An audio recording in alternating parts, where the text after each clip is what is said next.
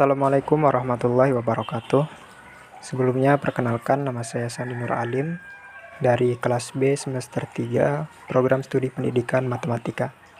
Jadi di sini saya akan menjelaskan tentang materi perbandingan. Sebelum kita masuk ke membahas materi tentang perbandingan, kita akan lihat terlebih dahulu untuk peta konsepnya. Jadi teman-teman bisa lihat di sini. Untuk peta konsep perbandingan itu sendiri akan dibagi menjadi 3 topik pembahasan. Yang pertama ada perbandingan berbalik nilai, kemudian ada perbandingan senilai, dan juga ada skala. Nah, kemudian dari 3 topik ini kita akan masuk ke dalam bagaimana mengumpulkan data perbandingan itu sendiri. Dari perbandingan berbalik nilai, perbandingan senilai, dan juga skala. Nah, adapun data perbandingan ini akan kita sajikan dalam bentuk grafik perbandingan maupun tabel perbandingan. Jadi yang pertama adalah perbandingan. Jadi pengertian untuk perbandingan itu sendiri, perbandingan atau biasa disebut juga sebagai rasio, adalah suatu teknik atau cara dalam membandingkan dua besaran. Nah, adapun dalam penulisan perbandingan itu sendiri dapat dituliskan sebagai A banding B, dengan A dan B merupakan dua besaran yang mempunyai satuan yang sama. Nah, misalkan contoh perbandingan dalam kehidupan kita sehari-hari, misalkan ketika kita ingin membuat sebuah roti, satu buah roti misalkan diperlukan 20 gram gula dan juga 50 gram tepung misalkan. Nah, maka perbandingan antara 50 gram dan juga 20 gram dari gula dan tepung inilah yang kita sebut sebagai perbandingan. Nah, seperti teman-teman lihat juga dalam peta konsep ini, setelah kita memahami tentang pengertian perbandingan, maka kita akan masuk kepada pembahasan selanjutnya. Jadi yang pertama adalah tentang perbandingan senilai. Jadi perbandingan senilai itu sendiri adalah perbandingan dua besaran yang digambarkan. Apabila nilai suatu besaran itu meningkat, maka nilai besaran yang lain juga akan meningkat. Nah, sebaliknya juga jika nilai suatu besaran menurun, maka nilai besaran yang lain juga akan ikut menurun. Nah, contoh dari perbandingan senilai ini adalah misalkan harga sebuah pensil 2000, maka untuk harga 2 pensil menjadi 4000, harga 3 pensil menjadi 6000, dan juga seterusnya. Nah, yang kedua adalah perbandingan berbalik nilai. Jadi untuk perbandingan berbalik nilai itu sendiri merupakan sebuah perbandingan antara dua besaran, di mana suatu variabelnya bertambah, maka variabel yang lain akan berkurang, ataupun sebaliknya. Nah, untuk contoh dari perbandingan berbalik nilai itu sendiri adalah ketika kita sedang mengendarai sebuah mobil misalkan dengan kecepatan 50 km per jam, maka kita akan mencapai sebuah kota A misalkan dalam waktu 3 jam. Nah, apabila kita meningkatkan kecepatan mobil kita menjadi 100 km per jam misalkan, maka waktu yang diperlukan akan semakin berkurang. Begitupun juga sebaliknya. Apabila kita semakin memperlambat laju kendaraan kita, maka waktu yang diperlukan akan semakin bertambah. Nah, adapun juga untuk rumus perbandingan. Untuk rumus umum perbandingan itu sendiri adalah untuk perbandingan senilai, rumusnya adalah A1 per A2 sama dengan B1 per B2. Sementara untuk perbandingan berbalik nilai adalah A1 per A2 sama dengan B2 per B1. Masuk kepada pembahasan selanjutnya. Setelah kita membahas tentang perbandingan senilai dan juga perbandingan berbalik nilai, ada materi tentang skala. Jadi biasanya pada suatu peta akan dicantumkan besaran skala yang digunakan. Nah, untuk skala itu sendiri adalah perbandingan antara ukuran pada gambar dengan ukuran sebenarnya. Nah, contoh dari skala ini misalkan adalah jarak dari kota A ke kota B pada peta digambarkan dengan skala 3,5 cm. Adapun rumus dalam menghitung skala, yakni jarak pada peta dibagi jarak sebenarnya. Ketika kita ingin menghitung jarak sebenarnya, maka dapat dihitung dengan cara membagi jarak pada peta dibagi dengan skala itu sendiri. Dan ketika kita ingin mencari jarak pada peta, maka dapat dihitung dengan cara mengalihkan skala dengan jarak sebenarnya. Nah, ketika kita sudah melakukan sebuah perhitungan ataupun pengamatan terhadap perbandingan-perbandingan sebelumnya, baik itu perbandingan senilai, perbandingan berbalik nilai, ataupun skala, tentunya kita akan mendapatkan sebuah data perbandingan. Jadi data itu sendiri merupakan sekumpulan informasi ataupun juga keterangan-keterangan dari suatu hal yang diperoleh dengan melalui pengamatan atau juga pencarian ke sumber-sumber tertentu. Sementara perbandingan seperti saya katakan di awal tadi merupakan salah satu teknik ataupun cara dalam membandingkan dua besaran. Ini artinya data perbandingan merupakan sebuah kumpulan informasi ataupun juga keterangan-keterangan dari sebuah perhitungan dalam membandingkan suatu besaran. Nah, setelah kita mendapatkan sebuah data perbandingan, tentunya kita akan menyajikan data perbandingan tersebut. Nah, dalam menyajikan data perbandingan tersebut ada beberapa cara. Yang pertama adalah menggunakan grafik perbandingan. Seperti teman-teman lihat di slide, ditampilkan dua buah macam grafik perbandingan, di mana yang di sebelah kiri merupakan grafik perbandingan senilai dan yang di sebelah kanan adalah grafik perbandingan berbalik nilai.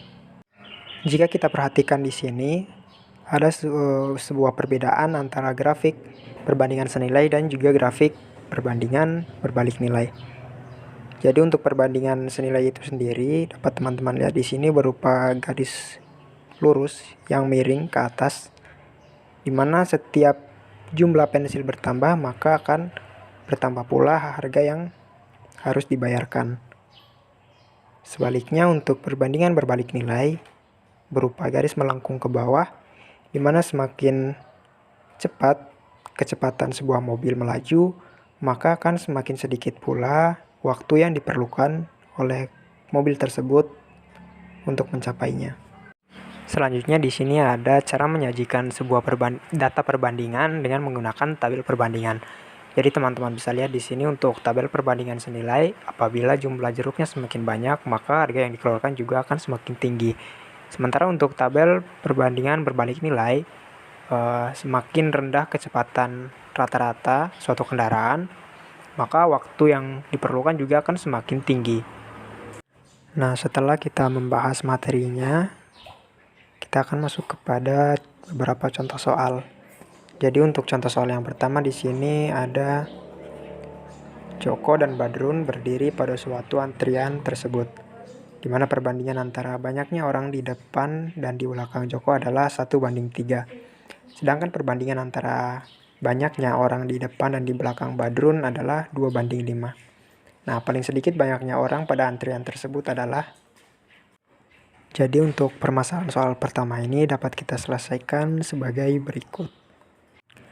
Misalkan jumlah orang pada antrian tersebut adalah X, dan misalnya pembanding pada perbandingan depan dan belakang Joko adalah M. Sehingga dapat kita tuliskan 1M tambah dengan 3M sama dengan X, di mana 4M sama dengan X kita jadikan sebagai persamaan pertama. Nah, misalnya untuk pembanding pada perbandingan depan dan belakang Badrun adalah N, sehingga kita dapat tuliskan dengan 2N tambah 5N sama dengan X, atau 7N sama dengan X kita jadikan sebagai persamaan kedua. Nah, kemudian kita samakan persamaan 1 dan 2 sehingga didapatkan 4M sama dengan 7N. Nah, selanjutnya kita dapat mencari nilai M dan N secara bersamaan sehingga kedua rasio itu akan memiliki nilai yang sama.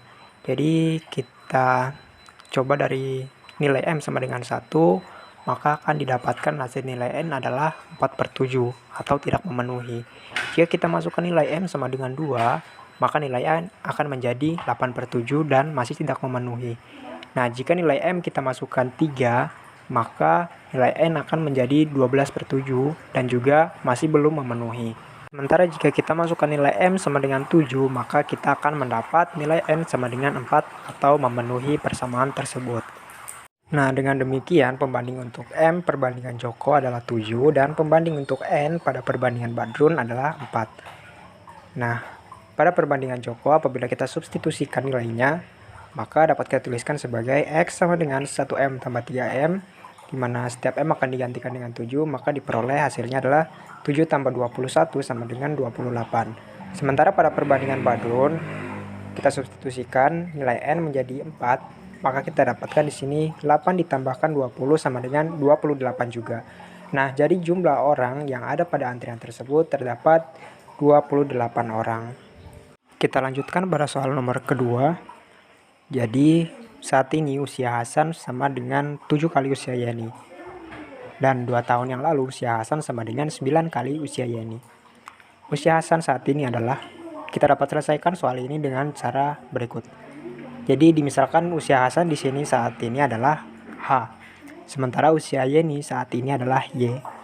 Nah, untuk usia Hasan sama dengan 7 kali usia Yeni dapat kita tuliskan sebagai H sama dengan 7Y atau sebagai persamaan yang pertama.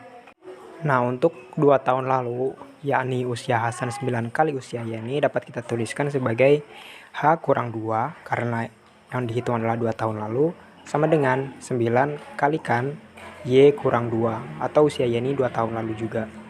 Sehingga kita peroleh di sini hasilnya adalah H kurang 2 sama dengan 9Y kurang 18 atau dapat kita sebutkan di sini sebagai persamaan kedua. Setelah kita dapatkan persamaan pertama dan persamaan kedua, kita substitusikan persamaan pertama ke dalam persamaan yang kedua. Jadi untuk H kita gantikan dengan 7Y sehingga diperoleh 7Y kurang 2 sama dengan 9Y kurang 18. Kemudian untuk 9Y dan juga min 2 kita pindah ruaskan menjadi 7Y kurang 9Y sama dengan di situ sebenarnya 18, maaf. Min 18 tambah 2, kemudian sama dengan min 2Y sama dengan min 16, sehingga diperoleh Y sama dengan 8. Karena kita sudah dapatkan nilai Y-nya, kita masukkan ke dalam persamaan 7Y. Y digantikan 8 sehingga menjadi 7 kali 8 sama dengan 56. Jadi usia Hasan saat ini adalah 56 tahun. Masuk kepada soal terakhir, yakni soal ketiga. Apabila diketahui A sama dengan 2/3I dan juga I sama dengan 2/5R, maka kita akan menentukan perbandingan dari A banding I dan juga banding R. Jadi untuk A banding I sendiri itu adalah 2/3. Kemudian I banding R sama dengan 2/5. Nah, ada unsur sejenis di sini, yakni I. Dimana untuk mendapatkan perbandingan A banding I banding R, maka kita dapat mengubah perbandingan I menjadi nilai yang sama. Dimana nilai I pada perbandingan A banding 1 adalah 3, sedangkan I pada perbandingan I banding R adalah 2. Selanjutnya, kita ubah perbandingan I untuk keduanya menjadi 6, dikarenakan KPK dari 3 dan 2 adalah 6.